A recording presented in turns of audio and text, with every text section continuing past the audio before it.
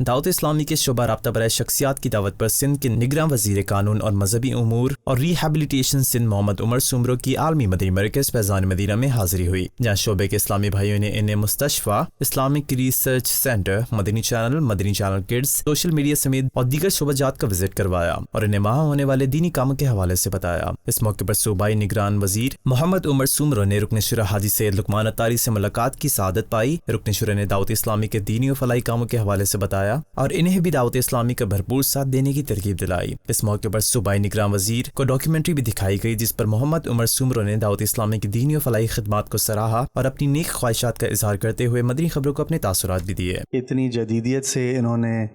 اسلام کو آگے کر رہے ہیں، طالب علم کے سامنے ہر ایجز کی لینگویجز پڑھا رہے ہیں، ہر جگہ مجھے لیبارٹریز نظر آئیں لرننگ کی۔ خوشی ہوئی کہ میں نے لائبریریز دیکھیں جہاں ڈیڈیکیٹڈ اسکالرز بیٹھے تھے اسپیشلائزیشنز کے لیے، اور اینیمیشن سینٹر دیکھا، بچوں کو لوکل ہیروز پیدا کیے جا رہے ہیں، اور کارٹون کی کامیڈی بھی ہے لیکن شرعی طور پہ ایک لرننگ بھی ہے، اور دونوں کو ایک ساتھ سنتھسائز کرنا ایک آرٹ ہے اور ایک ڈیڈیکیشن ہے۔ آپ لوگ نے جس طرح اتنی بڑی آرگنائزیشن کو مینیج کیا ہے، کنسلٹنٹس رکھے ہیں، لیبارٹریز رکھی ہیں، ڈیٹا بیس رکھے ہیں، سرورز رکھے ہیں، اتنا ایفیشنٹلی آپ لوگوں کا HR چل رہا ہے، تو میری طرف سے ذاتی طور پر اور as a care taker minister